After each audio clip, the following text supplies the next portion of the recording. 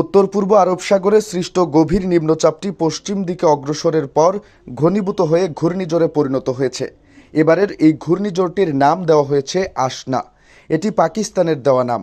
ঘূর্ণিঝড়টি ভারত ও পাকিস্তানে আঘাত হানলেও বাংলাদেশে আঘাতের কোনো আশঙ্কা নেই। তবে এর প্রভাবে দেশে বৃষ্টিপাত হতে পারে বলে জানিয়েছে আবহাওয়া অধিদপ্তর। 1891 থেকে 2023 সালের মধ্যে আরব সাগরে মোট 3টি ঘূর্ণিঝড় তৈরি হয়। তবে আগস্ট মাসে আরব সাগরে ঘূর্ণিঝড় একটি বিরল ঘটনা।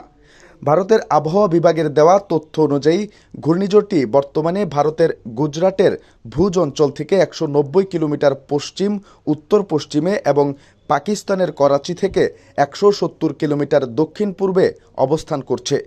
এটি আগামী 2 দিন ভারতীয় উপকূল থেকে দূরে উত্তর পূর্ব আরব সাগরের ওপর দিয়ে ওমানের দিকে অগ্রসর হতে পারে। ইতিমধ্যে ঘূর্ণিঝড়ের প্রভাবে ভারতের গুজরাট অঞ্চলে সবচেয়ে বেশি বৃষ্টিপাত হচ্ছে।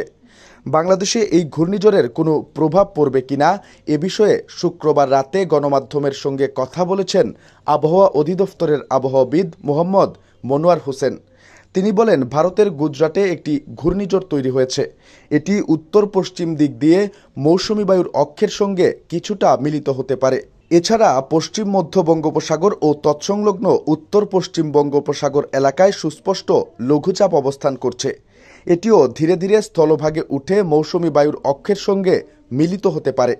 দুইয়ের প্রভাবে 3 বা 4 সেপ্টেম্বর থেকে দেশের উত্তর পূর্বাঞ্চল, বিশেষ করে সিলেট, ময়মনসিংহ, রংপুর ও রাজশাহী অঞ্চলে বৃষ্টি বাড়তে পারে। আবহাওয়া অধিদপ্তরের পূর্বাভাসে বলা হয়েছে, আজ শনিবার চট্টগ্রাম ও সিলেট বিভাগের কিছু কিছু জায়গায় এবং বাকি বিভাগগুলোর 2-1 জায়গায় অস্থায়ীভাবে দমকা বা ঝোড়ো হাওয়া সহ হালকা থেকে মাঝারি বৃষ্টি হতে পারে।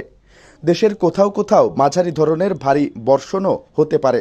সারা দেশে আজ দিন ও রাতের তাপমাত্রা প্রায় অপরিবর্তিত থাকতে পারে।